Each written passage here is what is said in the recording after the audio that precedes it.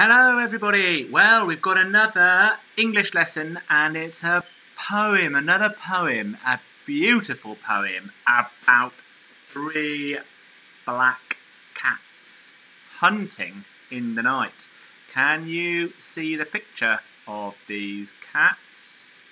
Here they are, black cats hunting in the night. And the poem is called Five Eyes. Five eyes? That's strange. I wonder how we can have 5 eyes. Because eyes normally come in twos, don't they? 1, 2, in pairs. And the poem is by a poet called Walter de la Mare. And he was actually born in Kent, in England. So quite close to Bromley. And if you like this poem, at the end of the video, you can see another poem of his called Silver, or you could look for that being read. It's really good. So let me read the poem. In Hans his old mill, his 3 black cats watch his bins for the thieving rats. Whisker and claw they crouch in the night, their 5 eyes smouldering, green and bright. Squeaks from the flour sacks, squeaks from where the cold wind stirs on the empty stair, squeaking and scampering everywhere.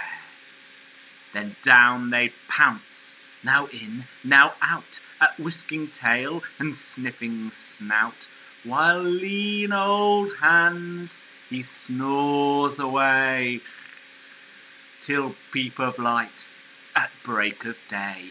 Then up he climbs to his creaking mill. Out come his cats, all grey with meal, Jekyll and Jessup and one-eyed Jill. Okay, what a great poem. I'm going to read it again. 5 Eyes by Walter de la Mare. In Hans his old mill, his 3 black cats watch his bins for the thieving rats. Whisker and claw they crouch in the night, their 5 eyes smouldering, green and bright. Squeaks from the flour sack, squeaks from where the cold wind stirs on the empty stair, squeaking and scampering everywhere. Then down they pounce, now in, now out, at whisking tail and sniffing snout, while lean old Hans, he snores away, till peep of light at break of day. Then up he climbs to his creaking mill. Out come his cats, all grey with meal, Jekyll and Jessup and one-eyed Jill. Well, let's have a little look at this.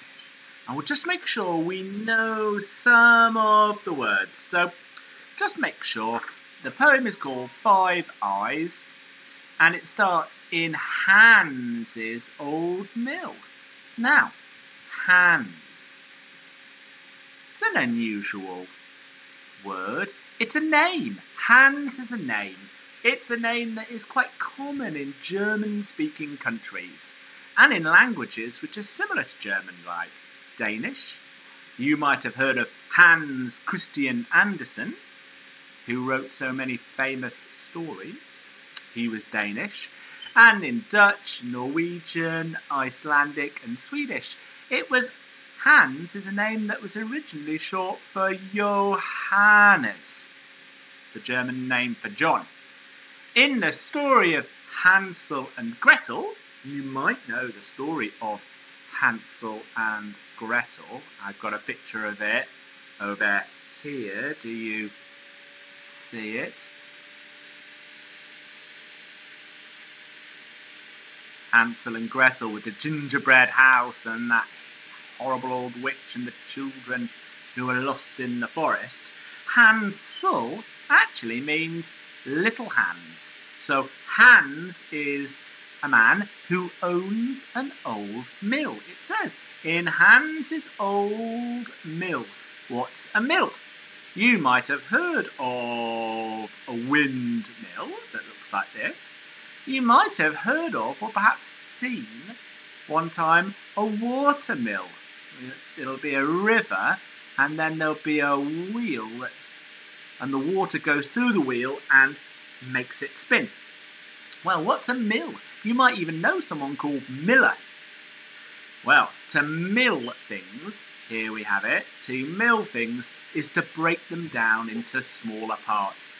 And the most common things that we had mills for, was to make bread. Because to make bread, you've got to take the grains of wheat that we can see here, that grow, farmers grow them, and you've got to break the grains down and crush them, and then you get rid of the husks, and the flour made from the wheat is kept in what are called flour bins. And the meal is the powder that you make from milling or grinding, crushing down those grains of wheat. And the person who owns a mill is called a miller.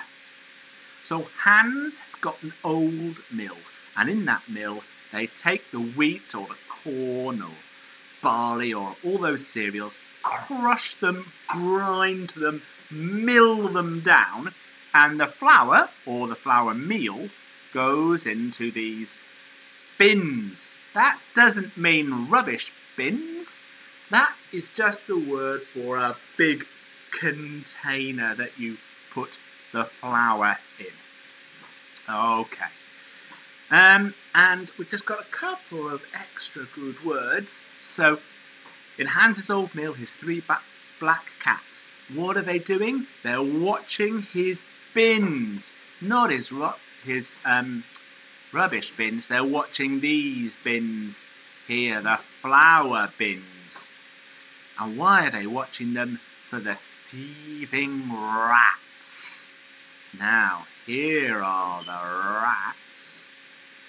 Rats and mice love to eat these grains and flour, and they'll chew through the sacks or try and jump into the bins in some way, get in somehow, and then of course they spoil the flour, make it dirty, eat it, yuck. In Hans's old mill, his three black cats watch his bins for the thieving rats. Ooh. Whisker and claw, we know a cat's whiskers. Yeah, cats have got whiskers, these kind of hairs there. Whiskers and claw, whisker and claw, they crouch. So this cat is crouching. I wonder why this cat is crouching. Well, cats crouch just before they pounce, don't they? They're crouching in the night, and their 5 eyes are smouldering. Smouldering. Smouldering. When something's smouldering, it is burning. Burning slowly. Just smoke coming when it's smouldering. And this is a great poem because it now describes all the cats hunting. That they're squeaking and scampering everywhere because there are rats everywhere, and then the cats pounce in and out, at the whisking tails of the rats, their sniffing snouts, and all this time, Jules, do you remember who's Hans? Hans is the name of the miller. Hans is the man who owns the mill. So this is all happening while lean old Hans, he snores away. Till peep of light, at break of day, until the sun comes up. And then up he climbs to his creaking mill. Out come his caps all grey with meal. So meal, remember, is this word, the word for the roughly milled ground up flour. So I hope that you enjoyed that poem, and here are the questions. Have a go at them. They're interesting questions, I think. You might need to use a dictionary for some of them. I'll just ask you to notice on level 3 it says find and copy. And that means you've got to look actually in the poem and you've got to find and copy down the word or the words. A phrase is a group of words, yes, that answer the question. So you can't just explain these questions in level 3 in your own words.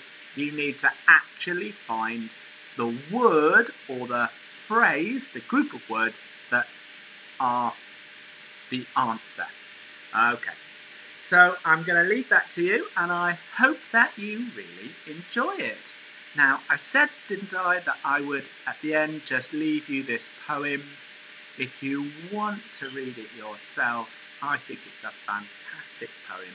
It's called Silver, and it's about a night where the moon makes everything seem to glow silver, and the atmosphere is almost like a beautiful dream. Hope you enjoy that as well.